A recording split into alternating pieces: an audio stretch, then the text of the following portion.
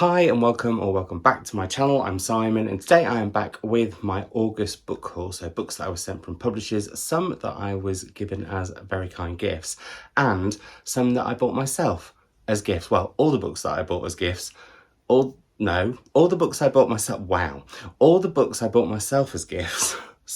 All the books that I was given as gifts by some lovely people and some of the books that I get sent by publishers. I just wanted to clarify that because I don't share every book that I get from publishers in my hauls, just the ones that I'm really keen on or the ones that have come unsolicited and I think sound like they could be me kind of books, and therefore possibly if we have the same taste, which I don't always assume because I watch other channels where we don't have exactly the same taste. Sometimes I'm just watching to hear them have a chat, but if you have got the same taste as me, then these could also be exciting for you. Anyway, I'm going to start with the books that I have shared on this channel before, but I've had finished copies of from publishers.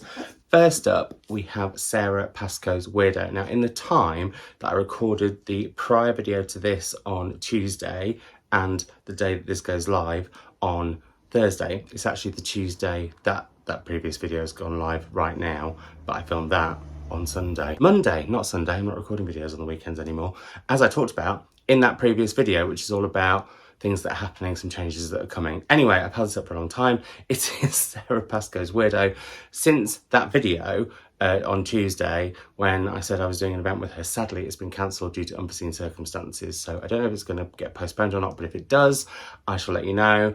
I really enjoyed this. I was really looking forward to speaking to Sara about it. And yeah, I'll talk about that in another video in due course when I'm wrapping things up. So next we have The Glutton by A.K. Blakemore. This is a novel based on a true weird scenario in history, which I don't know too much about and I don't like to. So if you're new to this channel, and hello if you are, welcome. I don't like to know too much blurb wise, and in the case of A.K. Blakemore, I want to read this regardless of what it's about, or would have wanted to read it regardless of what it's about. The fact it's about a quirky period in history makes me all the more interested in reading it. But she was the author who, well, her debut novel, The Manningtree Witches, won the Desmond Elliott Prize the year that I was judging it, and it was fabulous. Really gritty, great historical fiction set around the Manningtree Witches, and yeah, I just thought it was brilliant. So yeah, really excited for this one. Wow, I said brilliant a lot there, I think. Then we have The Vaster Wilds by Lauren Groff.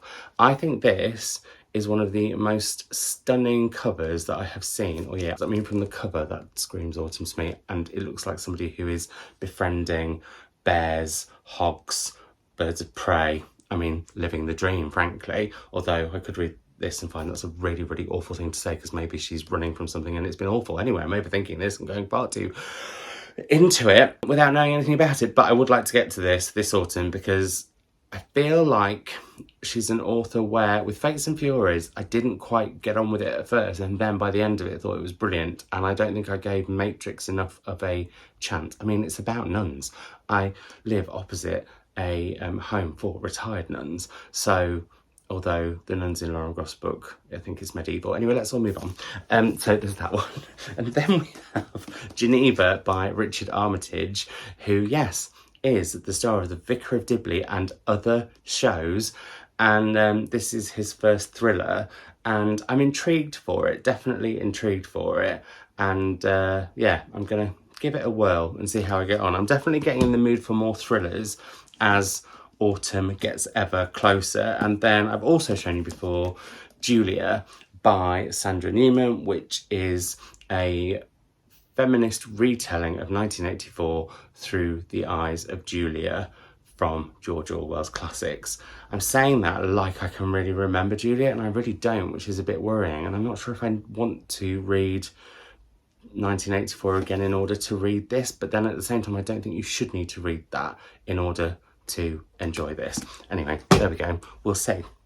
On to books that I haven't mentioned before. First up, in proof form, this is out in November. It's Restless, Dolly, Maunder by Kate Grenville, which I think is a fictionalised account of her grandmother's life.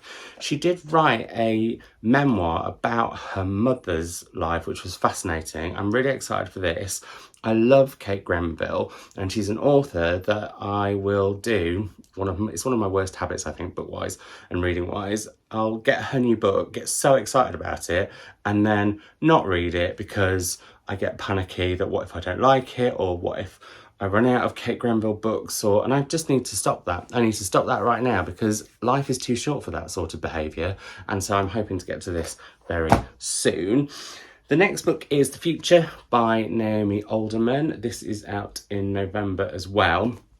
So I read Naomi Alderman's Women's Prize winning The Power, and I loved a lot of it. There was one thing I had a major issue with, which I think I talked about quite a lot at the time, but I won't say here in case you haven't read it yet because it kind of would be a bit spoilery.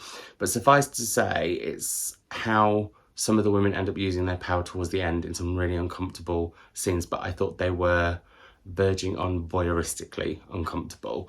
I have no idea what this one's about, apart from the future. I saw Naomi talking a little bit about it at the Women's Prize Live Festival. And so, yeah, I'm going to give this a whirl because I definitely liked a lot of what the power was saying and doing. There were just some parts of it where I was a bit like, but I think this could be up my street. We'll see. I also need to head back to, is it Disobedience by her that I've got on my shelves, which is about, I think, I think it's a lesbian love story set within the Jewish community, which I think sounds really interesting. Then we have also out in November, The Temple of Fortuna by Elodie Harper. This is the third in her series set in Pompeii. And I've read the first one, I've got the second one to read, and now, hooray, I've got the third one. They also sent Mum a copy of this, so maybe we'll do something together. It will look like that, not like that. Really, really intrigued to get to this one in due course. Intrigued, excited, both. Then I think this might be my favourite cover. And, well, I just think the way they've done this book is absolutely brilliant. It's from Verso. It's Bluebeard's Castle by Anna Biller. It's got the most 60s, 70s cover. Haunted house, really gothic, really creepy. Bluebeard, I think the fairy tale is mixed into it, but also I've heard it's a real pastiche on Rebecca in the best of ways, and that makes me excited. Look at the inlays. I mean, how hilarious are these? I just think it's so kitschly brilliantly done that if the book is like that, it's going to be an absolute corker and possibly a favourite. I feel like I should do a 5-star predictions video at some point and then actually do a vlog where I see if they're 5 stars. If you'd like to see that, let me know. Now, this one, I can't remember what some of you said about it, but you said that I should read it, and I can't remember what video. I think it might have been in a video on Patreon where I was doing like I've been away for a bit, so sometimes on there I'll open like a big stack of post as live because I don't edit at all. And I wasn't sure about this because I didn't feel like the cover, I mean, this is my problem with these sort of proofs. They don't give very much away. This is out in February 2024. It's Greta and Valdin by Rebecca K. Reilly from Hutchinson and Heinemann. And it's from New Zealand. And I think I had 3 or 4 patrons comment and say, Simon, this is so you. So thank you very much, because it stopped it from going on to a, recycling part possibly because it's not finished. And now I'm intrigued to read it just because of what they said about it. Speaking of proofs that didn't give much away, The House of Broken Bricks by Fiona Williams was sent to me by the lovely folk at Faber. This is out in January, and I just didn't get much from this at all. However, they then sent me the new proof, and I was like, oh, I instantly want to read that. There's something really, I don't know what it is about this, but it's got something about it that really chimes with me. Anyway, from what I've heard, this is a book that is about grief and how a family is sort of affected by it, how they change, how they come close together, how they drift further apart. It's Faber's big debut for next year, and yeah, I'm excited. I want to read this one very, very soon, actually. So we have that. Another book that I'm very excited for next year is coming out in February from River Run. It's The Night Alphabet by Joelle Taylor. Sorry, I sneezed. This is the author of C plus Ento and Othered Poems, and I have heard amazing things about that poetry collection, but also I really love novels written by poets. And so instantly I was like, right, this is going to be a book that I just love. I think I did a video on novels by poets back at the beginning of the year, and I have noticed anytime I do like a video that's based around poetry, it doesn't do as well. I will try and remember to link that video though down below, because if I love those books, you may well love those books if we have the same taste. Now, speaking of taste, I cannot decide whether I'm going to love this book or whether I might absolutely loathe it, which is kind of an awkward thing to say. Oh, let's just go into low power mode. Sorry, my phone was letting me know we're low on juice, but I'm high on energy and books. High on life, I should say. Been for a lovely picnic today. Anyway, moving on. This is Luda by Grant Morrison, and they are best known for their works on comics and graphic novels like Batman Arkham Asylum, Superman, Wonder Woman, X-Men. And this is a gothic tale about a drag queen who has been super duper successful and everyone's favourite drag queen for ages, until I think a younger up and coming drag queen arrives, and it's what goes on between, I think it's the role they play as kind of tutor and protege. Now, I am very 50-50 on drag queens, because I've been to drag shows before and got read to filth and not enjoyed it at all, and it was when I was a much younger man, and yeah, it was just a bit of a time. Yet at the same time, I absolutely love RuPaul's Drag Race. Although that said, I don't think I've watched any of the last few seasons, probably for a couple of years. Maybe I got drag overkill, I don't know. So I can't work out if this is going to be darkly, gothically camp and brilliant, or camp and kitsch and might get on my nerves a bit. So I may try it and see how I get on. But I like the fact that it's got links through Grant in terms of Batman, because I'm obsessed with Batman. If that's something you don't know about me, you do now. Then we have Emma Donoghue's Learned by Heart, and this was like an instant, oh my goodness, I have to have it, when the lovely folk at Picador said, would you like a copy? As soon as I read Emma Donoghue writes about Ann Lister, job done. Ann Lister, for those of you who don't know, was also known as Gentleman Jack. She was one of the first out lesbians in history in the UK. Near Halifax, she has the most incredible estate that has been left pretty much how she left it, and Saran Jones has played it amazingly on the telly. I should say her secret diaries were found written in the most incredible code and finally decoded, and all. They were salacious. So, yeah, I'm really, really excited for that. As I am Christopher Fowler's Word Monkey. Now, I haven't talked about Christopher Fowler, I don't think, on this channel for many, many years, if possibly ever. I read his memoir Paperboy years and years and years ago and really loved it. And I think I read the first in his crime series. And this is another memoir, but this is him looking back on his literary life. And I think that just sounds really, really interesting. So yeah, I'll be heading to that in due course. I also really want to read a lot more non-fiction before non-fiction November. So next up, this is the power of you lovely lot to make me contemplate reading a book that I didn't think I was interested in. And this is because this is an author who I have enjoyed moments of all three of the books of hers I've read. One I sadly DNF, but I think I read it at the wrong time. The other two I finished. But there was something that didn't quite work. And I remember thinking, oh, there's lots of stuff I like here, but I don't love it. And actually, maybe I'd change this. Anyway, sometimes it's a case of wrong reader, wrong writer. But it could also be wrong time, right reader, right author. So as lots and lots of you have recommended this to me, both on Instagram and also in comments on the video where I talked about reading for fun, although I don't know how fun this book technically is, but you've all raved about, well, not all of you, but a lot of you have raved about it, and so I've listened.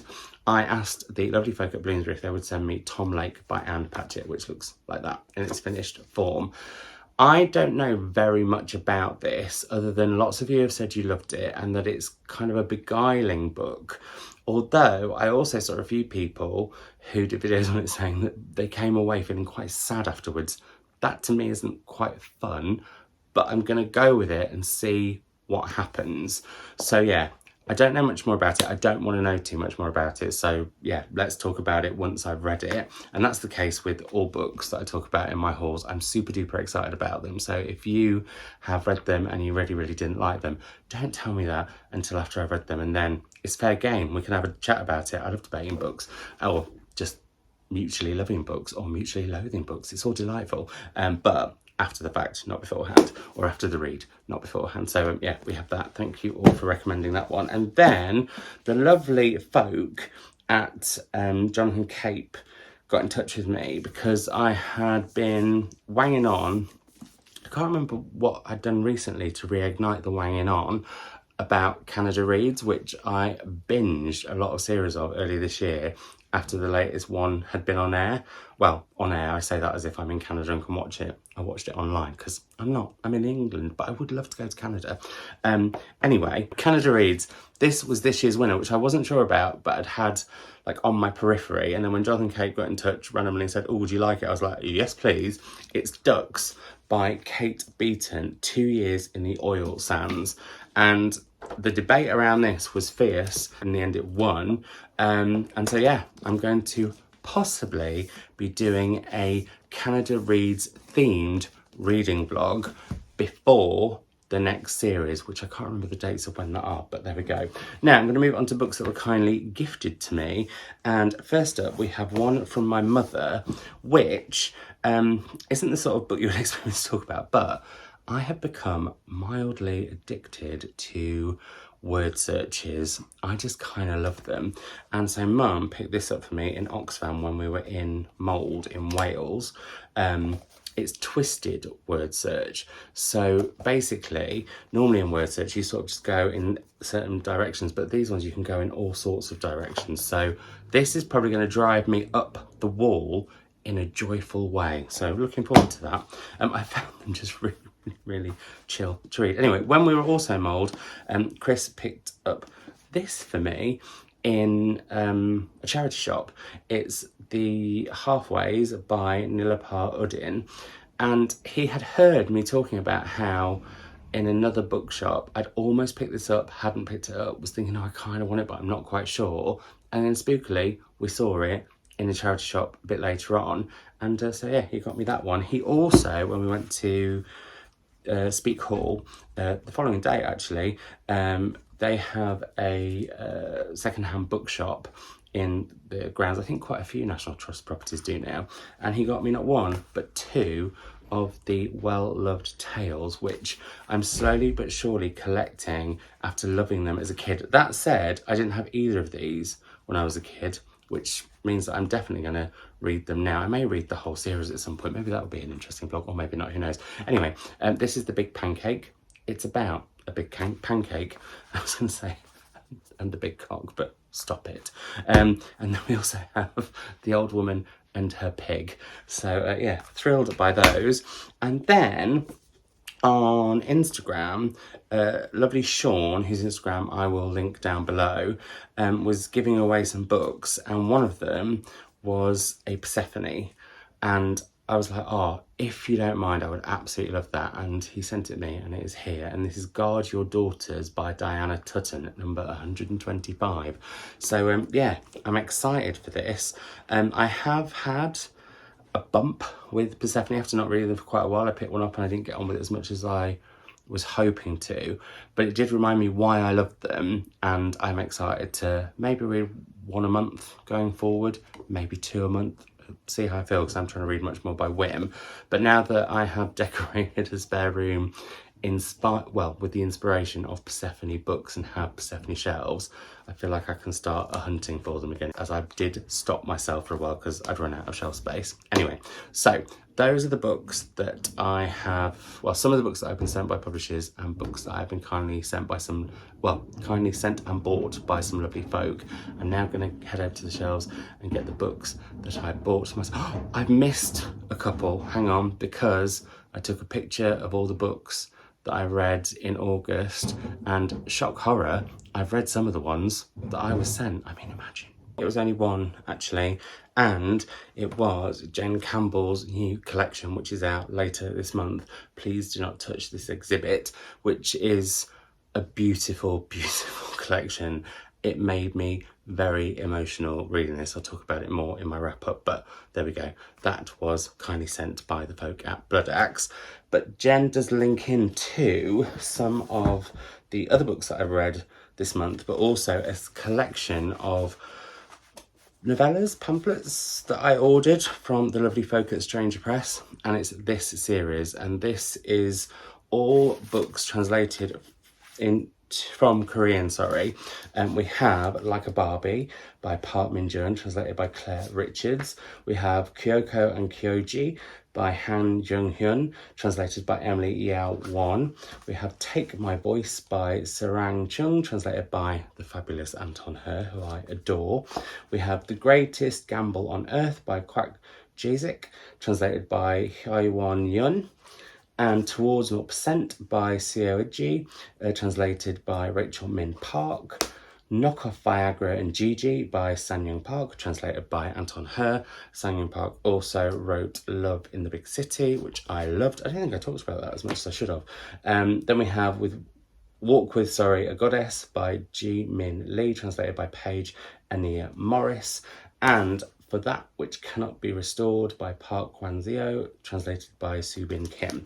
So yeah, I'm looking forward to getting to these in due course. Are we barbered out yet? I don't think I am, you know. Another book that I bought on the recommendation of a lot of you, actually, when I did my Women in Translation month TBR and recommendations, and lots of you said this was a really fun book to read. And I have to say, as you'll see in my wrap-up, translation-wise, translated fiction-wise, it was a bit like that.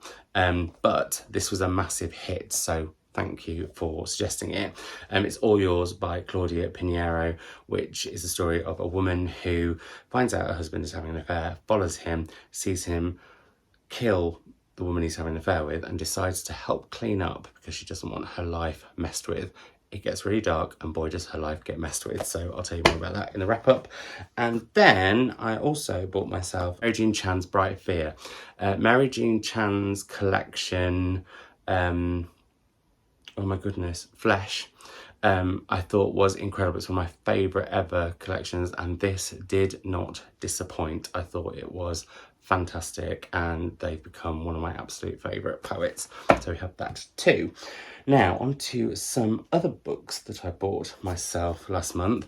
First up, we have A Country of Eternal Light by Paul Delgado. This was recently on the Readings Prize shortlist in Australia. I didn't know it was out in the UK, and as soon as I found out it was, I was like, well, I'm going to have to buy it then. So I did. And this sounds amazing because it says about Margaret Bryce has been having a hard time since dying. And that, I didn't need to know any more. I was like, right, I'm going to really, really love this. And I feel like this is almost like, I don't know why it says, the cover says summery spooky to me, and sort of end of summer into autumn. I think this is going to be the perfect time to read this, so I'll be reading that very soon. I won't lie, I bought this because of the trailer of the movie, which is coming out soon. It's Foe by Ian Reid. I really, really, really love this cover. I feel like the folk at Scribner sent it me way back when, and I wasn't sure it was for me.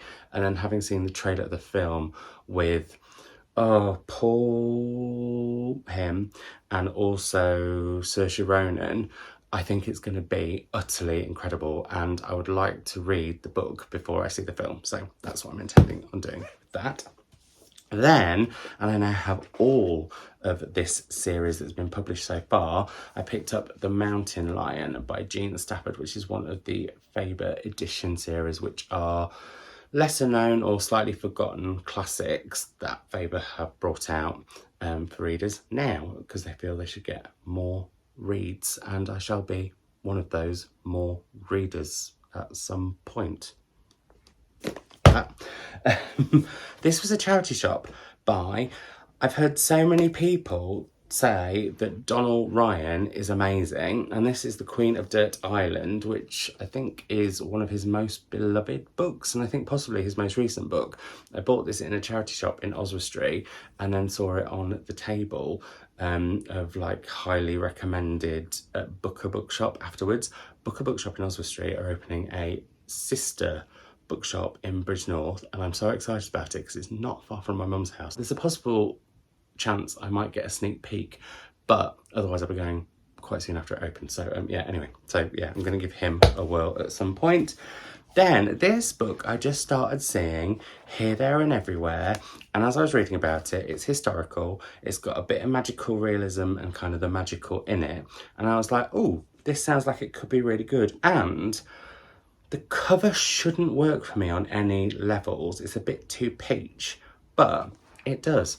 It's The Weather Woman by Sally Gardner, and at some point one of the prompts, the Savage prompts, which me and my mum are reading a prompt a month with a bonus one at the end of the year, based on suggestions that lots of you gave, and I think we're going to do it again next year.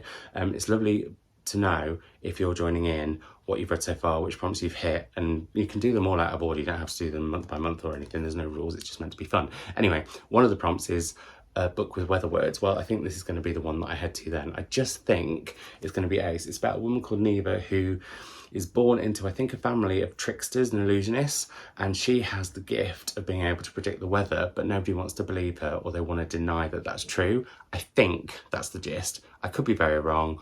I'll find out when I read it. Yeah, I'm excited for it though, because the people who have read it, who loved it, I trust their opinion a lot, and yeah, you've got to be very excited. Now, I mentioned that I went book shopping in Mould. Oh, this I picked up at Booker Bookshop, I should say. When Mum and I went shopping in Mould, I picked up 3 books at the bookshop there. I picked up The Crow Eaters by Bapsi Sidhwa. This is published by Daunt Books. I'm not going to lie to you, it was a cover buy because I just thought that was so stunning.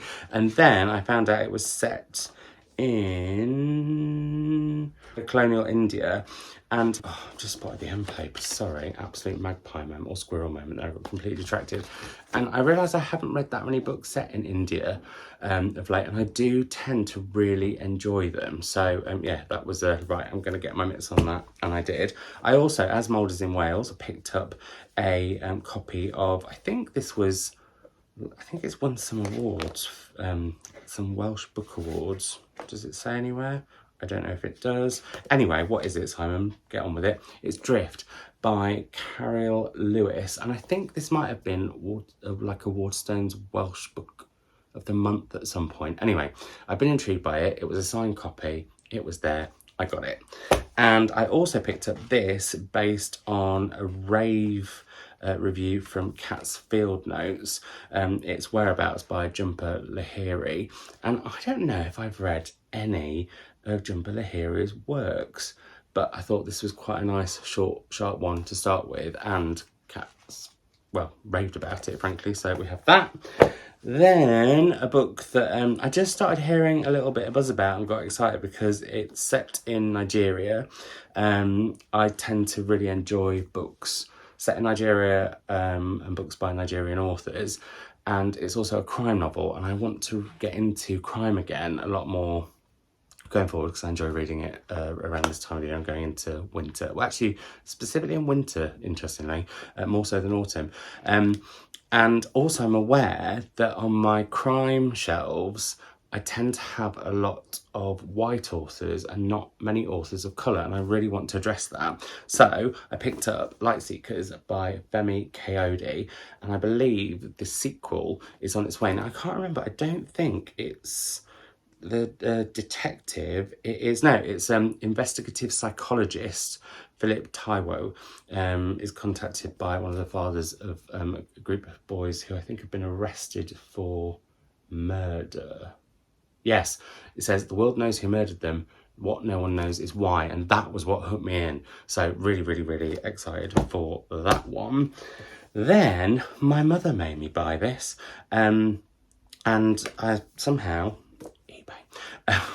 a really nice, like, floppy paperback edition of it. It's The Tusk That Did the Damage by Tanya James, and I've seen that she has another book coming out next year.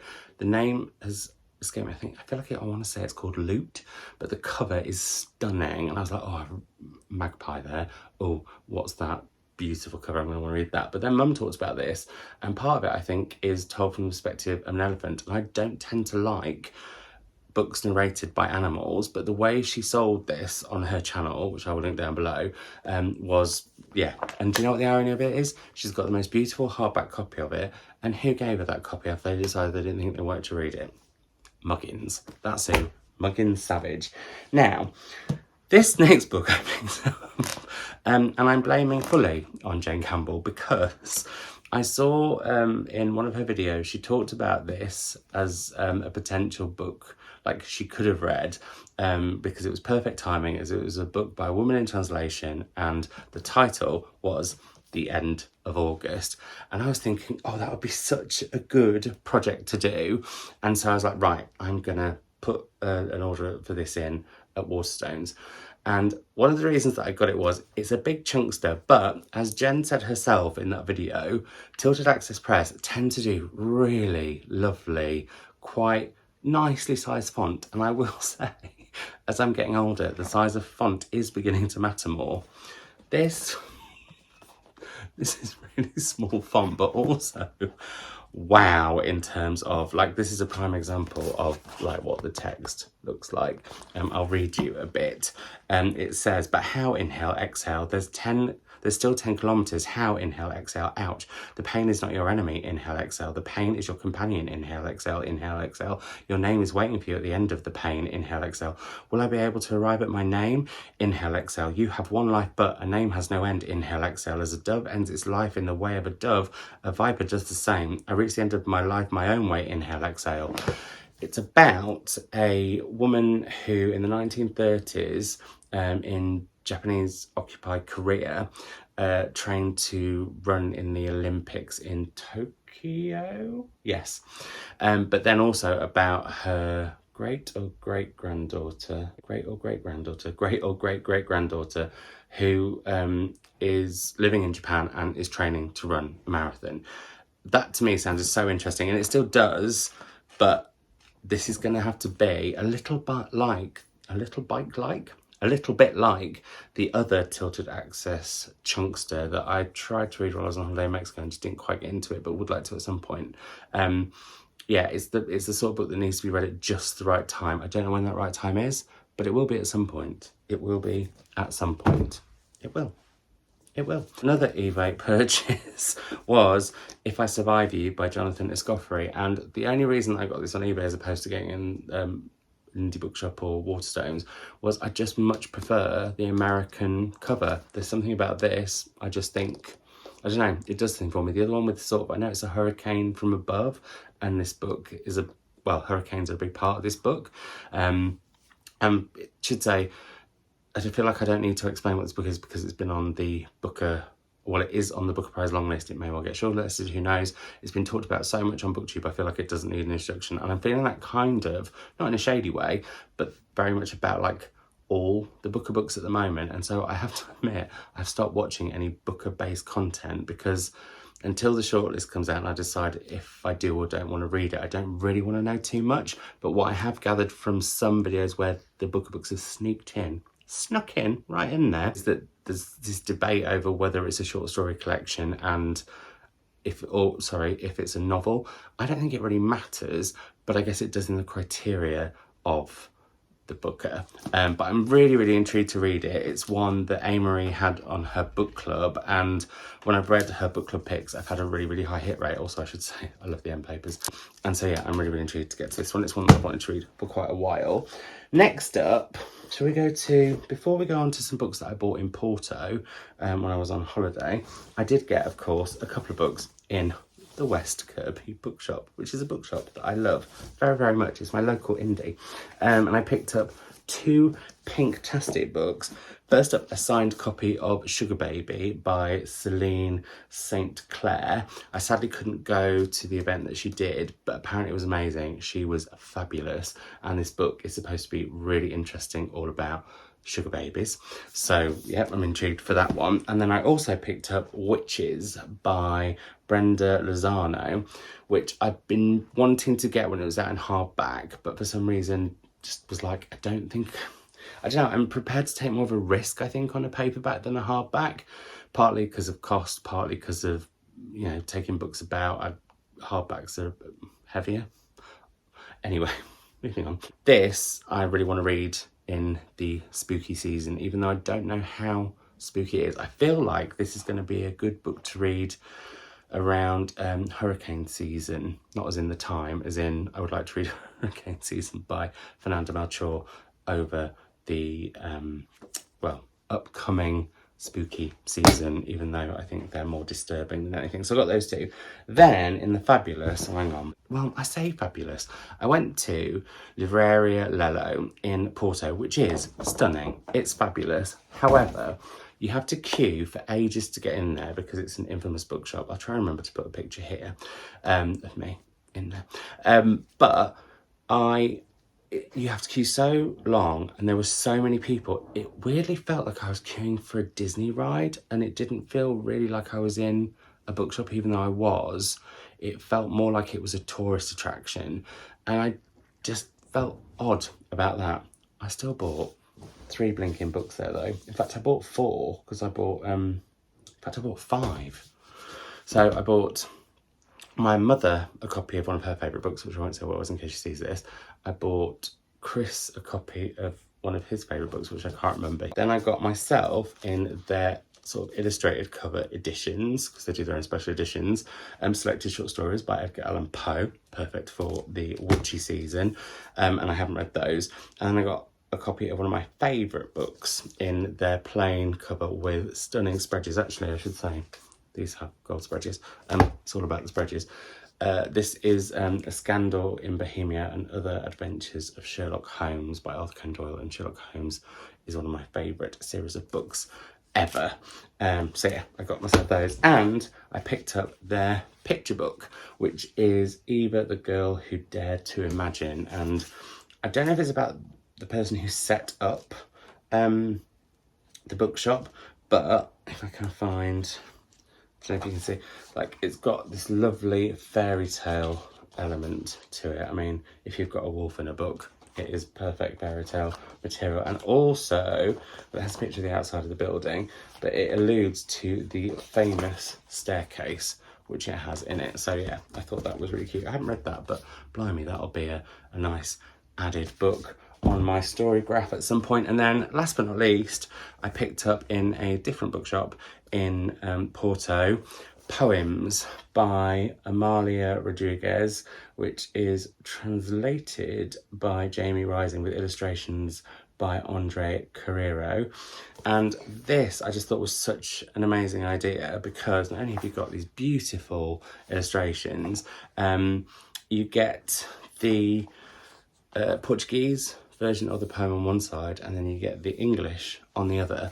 And I just thought that was a really lovely thing, and I meant to read it during Women in Translation Month, but I didn't. But going back to that, I think I need to remind myself to sometimes use those initiatives to what's the term I want to use? I need to use those initiatives to add books to my TBR to read throughout the year, not force myself to try and read a lot of books to match that initiative, because it just didn't quite work. There were, I will say though, as you'll see in my wrap up, which I think will be on Sunday, I found one of my favourite books of the entire year through Women in Translation Month though. So there we go.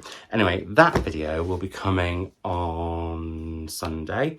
I will see you then. It's been lovely to catch up with you as always. Thank you very much for watching. If you got this far, leave me a book emoji, or I don't know, a colourful heart scenario of emojis, or just let me know what the best book you read in Women in Translation Month was. I would love to know that. If you would like more Savage content, well, there's my mother's channel, as I mentioned, and I'll link down below. But also, you can find me on Patreon, on Instagram, on Threads, on X, and all other links down below if you would like to. And yeah, like I said, if you've read any of these and loved them, let me know that. If you've read some of these and you hated them, don't let me know that until after I've read them, because I'm excited about them and that's lovely.